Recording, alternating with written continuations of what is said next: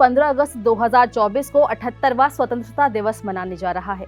आजादी के बाद हमारा देश किस तरह आगे बढ़ा, इन 77 वर्षों की कहानी तो हम और आप अक्सर सुनते हैं, लेकिन आजादी से पहले की कहानी काफी उतार चढ़ाव भरी रही है। आजकल जब राजनीतिक पार्टियां एक दूसरे पर आरोप प्रत्यारोप लगाती है तो ये समझ नहीं आता कि कौन सही बोल रहा है और कौन गलत। भारत की आजादी की लड़ाई में लाखों लोगों ने भाग लिया था, लेकिन कुछ ऐसे भी लोग थे जो एक नई प्रतीक या प्रतिमा के साथ उभरे थे। ये कहना गलत नहीं होगा कि आजादी के लिए हमारे स्वतंत्रता सेनानियों ने अपने जीवन का त्याग किया और इन्हीं लोगों के कारण हम आज स्वतंत्र देश में रहने का आनंद ले रहे हैं। हमारे स्वतंत्रता सेनानियों के लिए जीवन, परिवार, संबंध और भावनाओं से भी ज्यादा महत्वपूर्ण थी हमारे देश की आजादी। इस पूरी लड़ाई में कई व्यक्तित्व उभरे और कई घटनाएं हुई। इस अद्भुत क्रांति में असंख्य लोग मारे गए, घायल हुए।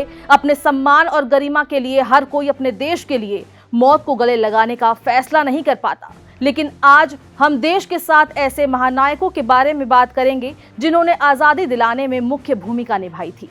सबसे पहले नाम आता है मंगल पांडे का। मंगल पांडे जो उत्तर प्रदेश के बलिया जिले के एक गांव नगवा में एक ब्राह्मण परिवार में जन्मे थे। उनके पिता का नाम दिवाकर पांडे और मां का नाम अभय रानी था।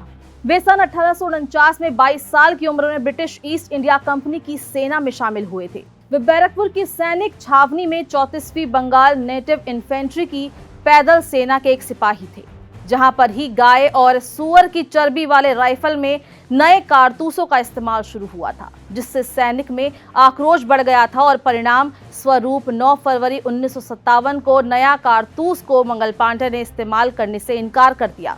29 मार्च सन 1857 को अंग्रेज अफसर मेजर ह्यूसन मंगल पांडे से उनकी राइफल छीनने लगे और तभी उन्होंने ह्यूसन को मौत के घाट उतारा और साथ ही अंग्रेज अधिकारी लेफ्टिनेंट बॉब को भी मार डाला।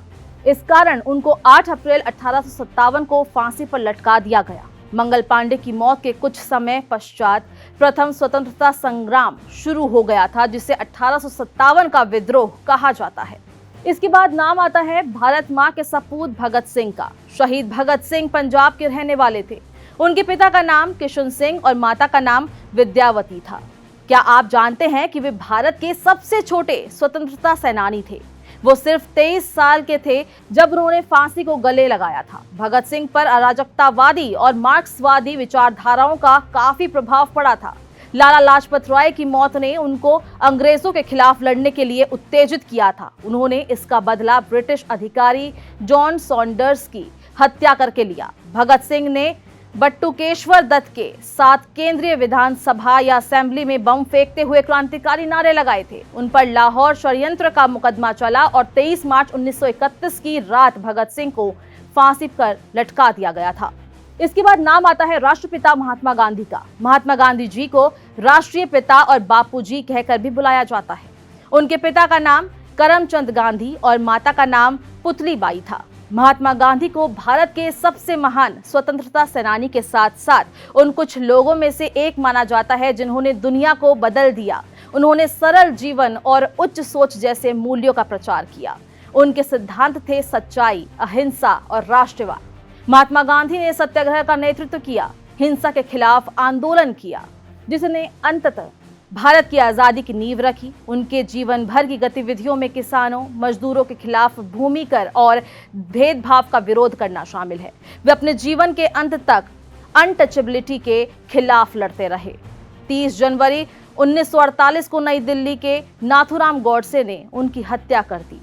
इस बात को नकारा नहीं जा सकता कि जिस प्रकार सत्याग्रह, शांति और अहिंसा के रास्ते पर चलते हुए महात्मा गांधी ने अंग्रेजों को भारत छोड़ने पर मजबूर कर दिया था, और इसका कोई ऐसा दूसरा उदाहरण विश्व इतिहास में कहीं भी देखने को नहीं मिलता है। इसके बाद नाम आता है आजाद भारत के प्रथम प्रधानमंत्री पंडित जवाहरलाल नेहरू का। पंडित जवाहरलाल नेहरू को चाचा नेहरू और पंडित जी के नाम से भी बुलाया जाता है। उनके पिता का नाम पंडित मोतीलाल नेहरू और माता का नाम श्रीमती स्वरूप रानी था। वो भारतीय स्वतंत्रता के लिए महात्मा गांधी के साथ संपूर्ण ताकत से लड़े, असहयोग आंदोलन का हिस्सा रहे। असल में वो एक बैरिस्टर और भारतीय राजनीति में एक केंद्रित व्यक्ति थे। साथ ही आगे चलकर वे राष्ट्रीय कांग्रेस के अध्यक्ष भी बने और बाद में उसी दृढ़ विश्वास और दृढ़ संकल्प के साथ सविनय अवज्ञा आंदोलन में गांधी जी के साथ जुड़े हुए थे। भारतीय स्वतंत्रता के लिए 35 साल तक लड़ाई लड़ी और तकरीबन 9 साल जेल भी गए। 15 अगस्त 1947 से 27 मई 1964 तक पंडित जवाहरलाल नेहरू भारत के प्रधानमंत्री बने थे। उन्हें आधुनिक भारत के वास्तुकार के नाम में भी जाना जाता है। इसके बाद नाम आता है पंडित चंद्रशेखर आजाद का। उनका पूरा नाम पंडित चंद्रशेखर तिवारी था और उन्हें आजाद कहकर भी बुलाया जाता था। उनके पिता का नाम पंडित सीताराम तिवारी और माता का नाम जागरानी देवी था। वे 14 वर्ष की आयु में बनारस गए और वहां एक संस्कृत पाठशाला में पढ़ाई की। वहीं पर उन्होंने कानून भंग आंदोलन में योगदान भी दिया था। वो एक महान भारतीय क्रांतिकारी थे। उनकी उग्र देशभक्ति और साहस ने उनकी पीढ़ी के लोगों को स्वतंत्रता संग्राम में भाग लेने के लिए प्रेरित किया। हम आपको बता दें कि चंद्रशेखर आजाद भगत सिंह के सलाहकार थे और उन्हें भारत के सबसे महान क्रांतिकारियों में से एक माना जाता है। 1920 से 1921 के वर्षों में वो गांधी जी के असहयोग आंदोलन से जुड़े। भारतीय क्रांतिकारी काकोरी ट्रेन डकैती 1926, वायसराय की ट्रेन को उड़ाने का प्रयास 1926, लाला लाजपत राय की मौत का बदला लेने के लिए सॉन्डर्स पर गोलीबारी 1928, भगत सिंह, सुखदेव और राजगुरु के साथ मिलकर हिंदुस्तान समाजवादी प्रजातंत्र सभा का गठन भी उन्होंने किया था। जब वे जेल गए थे वहां पर उन्होंने अपना नाम आजाद, पिता का नाम स्वतंत्रता और जेल को उनका निवास बताया था। उनकी मृत्यु 27 फरवरी 1931 को इलाहाबाद के अल्फ्रेड पार्क में हुई थी। इसके बाद नाम आता है आजाद हिंद फौज के जनक का, सुभाष चंद्र बोस, जिन्हें नेताजी के नाम से भी जाना जाता है। एक भारतीय राष्ट्रवादी थे जिन्होंने द्वितीय विश्व युद्ध के दौरान अंग्रेजों के खिलाफ लड़ाई लड़ी थी। उनके पिता का नाम जानकीनाथ बोस और माता का नाम प्रभावती था। वे 1920 के अंत तक राष्ट्रीय युवा कांग्रेस के बड़े नेता माने गए और सन 1938 और 1939 को वे भारतीय राष्ट्रीय कांग्रेस के अध्यक्ष भी बने। उन्होंने फॉरवर्ड ब्लॉक 1939 से 1940 नामक पार्टी की स्थापना की। द्वितीय विश्व युद्ध के दौरान अंग्रेजों के खिलाफ जापान की सहायता से भारतीय राष्ट्रीय सेना आजाद हिंद फौज का निर्माण किया। 5 जुलाई 1943 को सिंगापुर के टाउन हॉल के सामने सुप्रीम कमांडर बनकर सेना को संबोधित करते हुए दिल्ली चलो का नारा लगाने वाले सुभाष चंद्र बोस ही थे।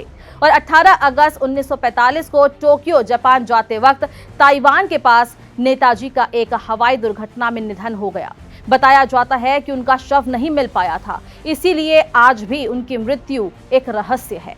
इसके बाद नाम आता है गरम दल के नेता बाल गंगाधर तिलक का। उनका पूरा नाम लोकमान्य बाल गंगाधर तिलक था। उनके पिता का नाम श्री गंगाधर रामचंद्र तिलक और माता का नाम पार्वती बाई था। वे भारत के एक प्रमुख नेता, समाज सुधारक और स्वतंत्रता सेनानी थे। क्या आप जानते हैं कि भारत में पूर्ण स्वराज की मांग उठाने वाले ये पहले नेता थे। स्वतंत्रता आंदोलन के दौरान उनके नारे स्वराज मेरा जन्मसिद्ध अधिकार है और मैं इसे लेकर रहूंगा ने लाखों भारतीयों को प्रेरित किया था। ब्रिटिश अधिकारियों ने उन्हें अशांति का जनक, फादर ऑफ द अनरेस्ट कहा। उन्हें लोकमान्य शीर्षक दिया गया जिसका साहित्यिक अर्थ है लोगों द्वारा सम्मानित। केसरी में प्रकाशित उनके आलेखों से पता चलता है कि वो कई बार जेल गए थे। लोकमान्य तिलक ने जन जागृति का कार्यक्रम पूरा करने के लिए महाराष्ट्र में गणेश उत्सव और शिवाजी उत्सव सप्ताह भर मनाना प्रारंभ किया। इन त्योहारों के माध्यम से जनता में देश प्रेम और अंग्रेजों के अन्यायों के विरुद्ध संघर्ष का साहस भर गया। 1 अगस्त 1920 को मुंबई में उनका निधन हो गया। तो ये थे वो 7 स्वतंत्रता सेनानी जिन्होंने हमारे भारत को आजाद करवाने में अहम भूमिका निभाई थी। इस साल दैनिक जागरण की टीम 78वें स्वतंत्रता दिवस के मौके पर पूरे देश के लोगों को बधाई देती है।